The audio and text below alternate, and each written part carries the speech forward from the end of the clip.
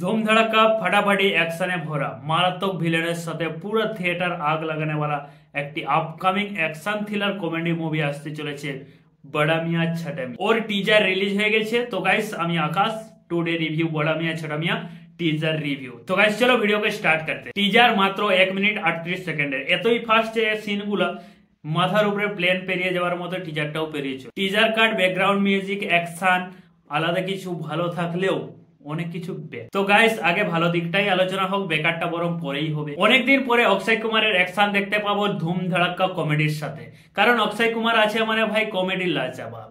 কিন্তু একটাই problem, tiger মুভির মধ্যে যে জিনিসটা ভালোভাবে রাখা উচিত ওটাই ভালোভাবেই করেছে।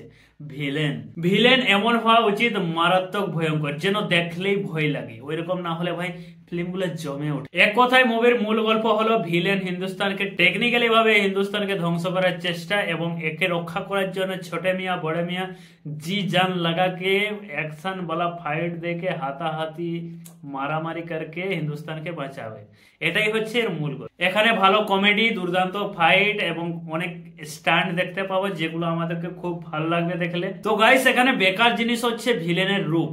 ভিলেনের রূপটা পিছন দিক থেকে মনে হয় ক্রিস ফোরের মতো। টিজারে একটা ল্যাব দেখানো হয়েছে যেটা দেখলে মনে হয় ডিস্কো পার্টির হোটেল, এবং সেখানে থাকা রোবটটাকে মনে হয় চাঁদি দিয়ে তৈরি করা একটা স্ট্যাচুর মতো লাগে। আর এখানে টাইগার শ্রফের সেফটি বেল্ট ज्यादा ही মডার্ন हो गया। দেখো এমন সেফটি বেল্টটা লাগিয়েছে মনে হচ্ছে ভি কাটিং গেঞ্জি। ভাই সেফটি বেল্ট লাগানোর মানে হচ্ছে গুলি থেকে বাঁচা। ও হিরো है भाई, এসব होता है হ্যাঁ কিনা। এবং এখানে মুখের এক্সপ্রেশনের কথা বলতে গেলে তো পুরো বেকার, ছেড়েই দাও। এখানে ফাইট করছে, অ্যাকশন করছে, আর মুখের এক্সপ্রেশন দেখো মনে হচ্ছে যেন কোথাও শোকে গেছে, মানে কোনো এক্সপ্রেশন নেই মুখে। বড়ে মিয়া ছোটে মিয়া মুভির হত্যাকর্তা বিধাতা মানে ডাইরেক্টর হলেন আলী বাবা জাফর। তার তৈরি করা আগের মুভি হচ্ছে সুলতান, টাইগার জিন্দা হে, ভারত, ব্লাডি ড্যাডি, আরো অনেক কিছু আছে, ওগুলো ছেড়েই দাও। টপ কাস্ট হিসেবে দেখতে পাবো অক্ষয় কুমার, পৃথ্বীরাজ এবং টাইগার শাহ, সোনাক্ষী, আলায়া, মানুষী চিল্লার। এতগুলা লেডি অ্যাক্টর থাকা সত্ত্বেও টিজারে কোনো লেডিকে দেখানোই হয়নি। তো গাইস যাই হোক, ট্রেলারটা খুব ভালো লাগেনি যতটা তুমি মনে করছো। মোটামুটি এরকম অ্যাকশন তো দেখাই যায়।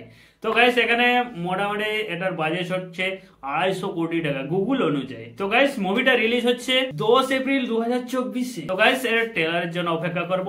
আমার রিভিউটা কেমন লেগেছে, যদি এইরকম রিভিউ আরো দরকার হয় প্রথমে ভিডিওটা লাইক করো, তারপর চ্যানেলটা সাবস্ক্রাইব করে দেবে। তো গাইস চলো আজকের মতো বাই বাই।